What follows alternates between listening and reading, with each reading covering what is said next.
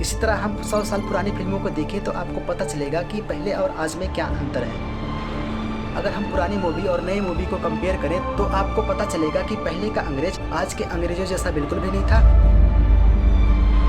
और इसी तरह आज का इंडियन पहले के इंडियन जैसा बिल्कुल भी नहीं है।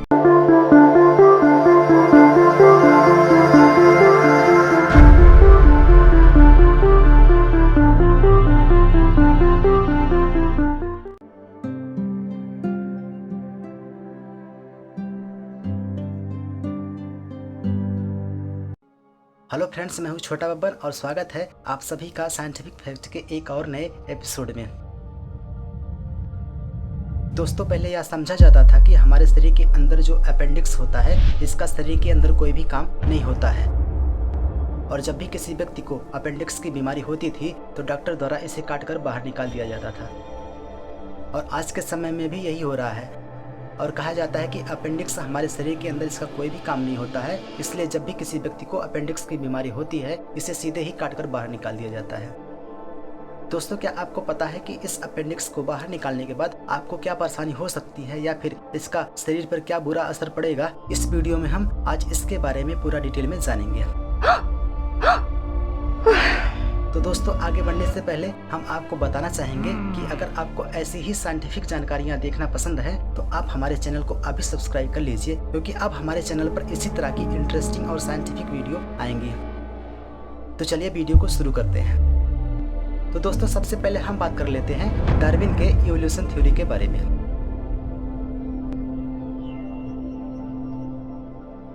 डार्विन के इवोल्यूशन थ्योरी के अनुसार छोटे जीव जंतु पेड़ पौधों से लेकर के बड़े जीव जंतु पेड़ पौधों का क्रमागत विकास हुआ है।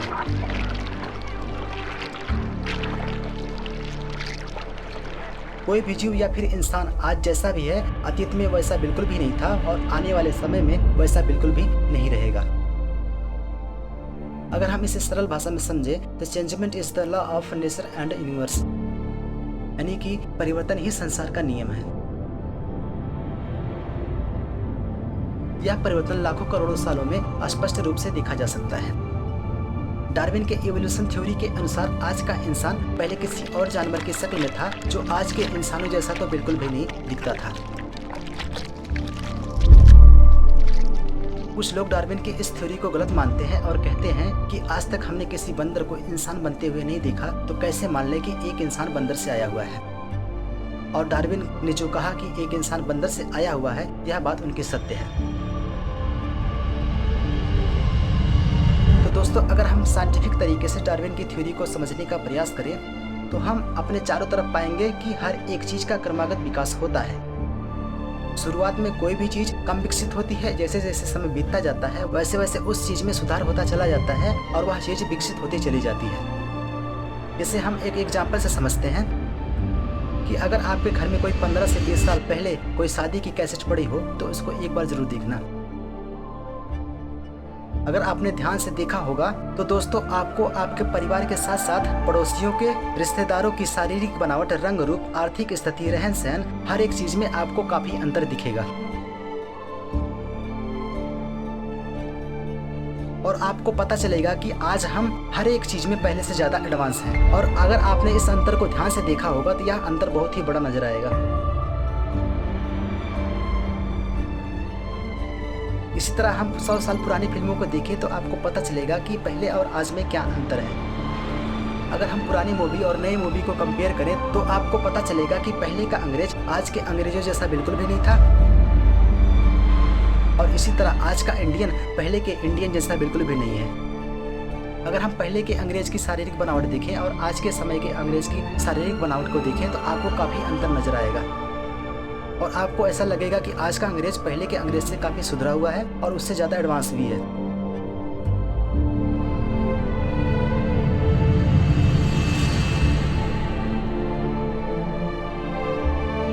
तो दोस्तों, अभी तो हमने केवल 100 साल पहले की बात की है, तो इतना बड़ा अंतर नजर आता है। तो दोस्तों, इसी तरह अगर हम 500 साल पीछे चले जाएं तो 500 साल पहले और आज के समय में इंसानों, जीव जंतुओं के शरीर के साथ साथ चारों तरफ आपको बहुत ही बड़ा अंतर नजर आएगा।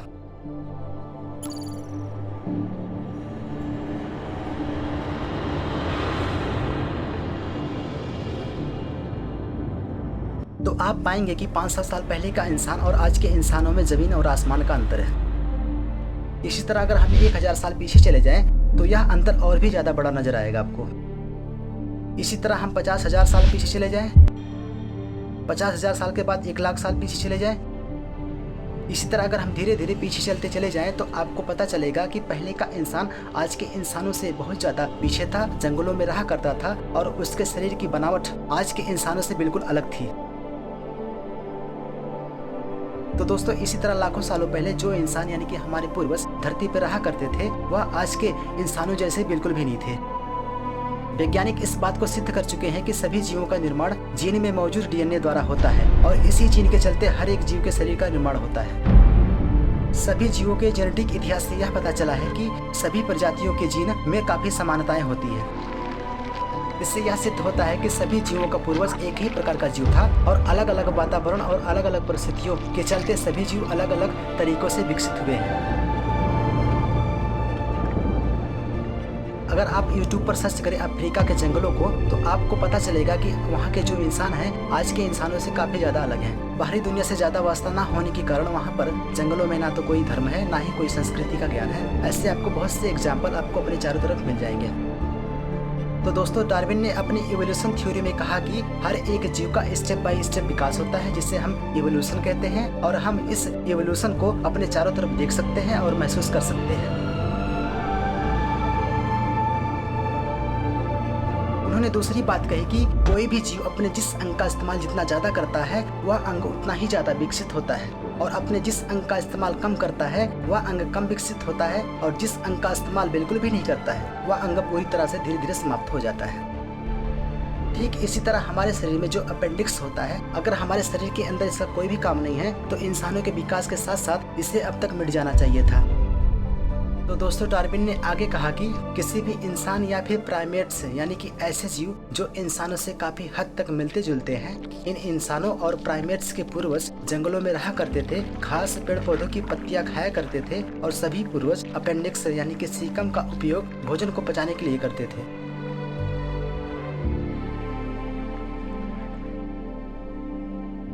आज जिस किसी भी इंसान या फिर प्राइमेट्स के शरीर के अंदर अपेंडिक्स पाया जाता है वह केवल उनके पूर्वजों की निशानी मात्र है। इनका शरीर के अंदर कोई भी काम नहीं होता है। ये शरीर के अंदर ऐसे अंग होते हैं जिनका शरीर के अंदर कोई भी योगदान नहीं होता है। सन 2007 में विलियम पार्कर्स, रैंडी बोलिंगर्स और उनके सहयोगियों ने यह कहा कि हमारे नेचर में अपेंडिक्स का अस्तित्व 80 मिलियन सालों से है। पहली बात यह है कि डार्विन की थ्योरी के मुताबिक अगर अपेंडिक्स का हमारे शरीर के अंदर कोई भी काम नहीं है तो अब तक इसे समाप्त हो जाना चाहिए था। दूसरी बात यह है कि सभी प्राइमेट्स और रोडेंट ग्रुप के 70% जानवरों में अपेंडिक्स अभी भी पाया जाता है। एक इंसान में अपेंडिक्स की औसत लंबाई 9 सेंटीमीटर के आसपास में होती है और यह 5 सेंटीमीटर से लेकर 35 सेंटीमीटर तक भी हो सकती है। आज भी एक इंसान के अंदर अपेंडिक्स क्यों पाया जाता है? अगर इसका शरीर के अंदर कोई भी काम नहीं है तो इसे अब तक मिट जाना चाहिए था। 2007 में जब विलियम पार्कर्स, रैंडी बोलिंगर्स और ड्यूक विश्वविद्यालय के सहयोगियों ने यह बताया कि अपेंडिक्स हमारे शरीर के अंदर उपयोगी बैक्टीरिया के लिए एक रहने वाले घर के रूप में काम करता है। जब कोई भी बीमारी आंतों के अच्छे बैक्टीरिया को बाकी हिस्सों से बहा देती है तो अच्छे बैक्टीरिया अपेंडिक्स में जाकर छिप जाते हैं। बाद में इन आंतों के अंदर अपनी संख्या को बढ़ा करके भोजन पचाने के साथ साथ और भी कई कामों में सहायता प्रदान करते हैं। कोलेस्ट्रीडियम डिफिसिल कोलाइटिस नाम की बीमारी, जिसमें अक्सर पेट में दर्द, मतली, उल्टी और बार बार दस्त आने की शिकायत होती है। जब विंथ्रोप यूनिवर्सिटी हॉस्पिटल के डॉक्टर ने अपेंडिक्स निकाले हुए मरीज का परीक्षण किया तो यह पता चला कि अपेंडिक्स के बिना मरीज में कोलेस्ट्रीडियम डिफिसिल कोलाइटिस नाम की बीमारी के होने की संभावना 4 गुना ज्यादा बढ़ गई। और डॉक्टरों को पता चला कि अपेंडिक्स वास्तव में हमारे शरीर के लिए उपयोगी बैक्टीरिया का एक घर है। बैक्टीरिया का भंडार पेचिश, हैजा, पाचन तंत्र में आंत के प्रवाह को खोलने और जठराग्नि संबंधी बीमारियों को रोकने में महत्वपूर्ण भूमिका निभाता है। इसलिए हमारे शरीर में अपेंडिक्स एक महत्वपूर्ण अंग है। तो दोस्तों, पहले यह माना जाता था कि शरीर के अंदर अपेंडिक्स का कोई भी काम नहीं होता है, यह केवल हमारे पूर्वज के अवशेष मात्र है। लेकिन दोस्तों 2007 में यह पता चला कि अपेंडिक्स हमारे शरीर को स्वस्थ रखने में महत्वपूर्ण रोल अदा करता है।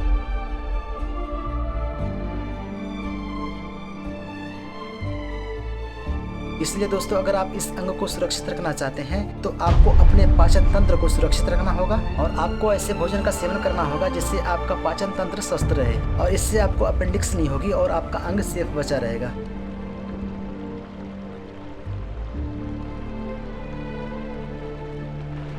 तो दोस्तों आशा करते हैं कि यह वीडियो आपको पसंद आई होगी और कुछ नया जरूर सीखने को मिला होगा। तो दोस्तों अगर आपको ऐसी ही इंटरेस्टिंग जानकारियाँ देखना पसंद है तो आप हमारे चैनल को अभी सब्सक्राइब कर लीजिए, क्योंकि हम अपने चैनल के माध्यम से ऐसी ही जानकारियाँ देने का प्रयास करते हैं। तो दोस्तों फिर मिलते हैं अगली वीडियो में, तब तक के लिए आप देखते रहिए और सीखते रहिए। धन्यवाद।